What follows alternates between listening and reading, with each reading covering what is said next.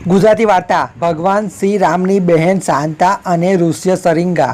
તમે બધા જાણતા જ હશો કે શ્રી રામ, લક્ષ્મણ, ભરત અને શત્રુઘ્ન રાજા દશરથના પુત્ર હતા. તેમની સાથે રાજા દશરથ અને રાણી કૌશલ્યાની શાંતા નામની પુત્રી પણ હતી. શાંતા એમનું પહેલું સંતાન હતું, એટલે કે તે ભગવાન શ્રી રામ, લક્ષ્મણ, ભરત અને શત્રુઘ્નની બહેન હતી. તે શાંતિ અને સંવાદિતાનું પ્રતીક હતું. રાણી કૌશલ્યાને એક મોટી બહેન હતી, તેનું નામ વર્ષિણી હતું.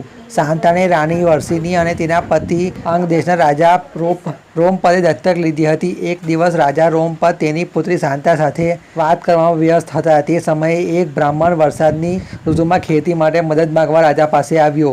રોમપદે બ્રાહ્મણની દુર્દશા પર ધ્યાન ન આપ્યું. આનાથી બ્રાહ્મણ ગુસ્સે થયો અને તેને રાજે છોડી દીધું. તે બ્રાહ્મણ દેવરાજ ઇન્દ્રનો ભક્ત હતો. દેવરાજ ઇન્દ્ર પોતાના ભક્તનું અપમાન સહન ન કરી શક્યા. આની સજા કરવા માટે વર્ષા ઋતુમાં ખૂબ જ ઓછો વરસાદ પડતો હતો, જેના કારણે રાજ્યમાં દુષ્કાળ પડ્યો હતો.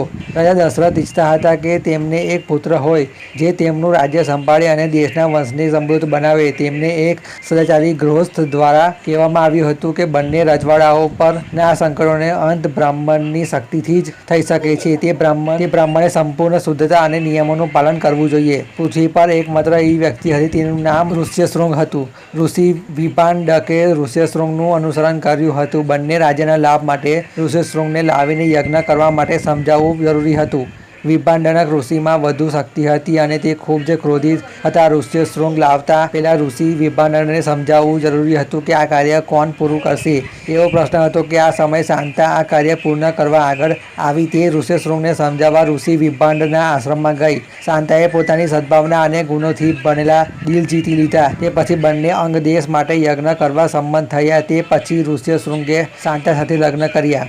ઋષ્યશૃંગ અને શાંતાએ સચ્ચાઈને અનુસરીને યજ્ઞ કર્યો. યજ્ઞના મંત્રના જાપથી ભારે વરસાદ થયો. લોકોએ આનંદમાં હતા અને બ્રિટિશ સામ્રાજ્યમાં તહેવારો હતા. ઋષ્યશૃંગે પુત્ર કામેષ્ટિ યજ્ઞ કર્યો, જેથી દશરથને સંતાન પ્રાપ્ત થયું.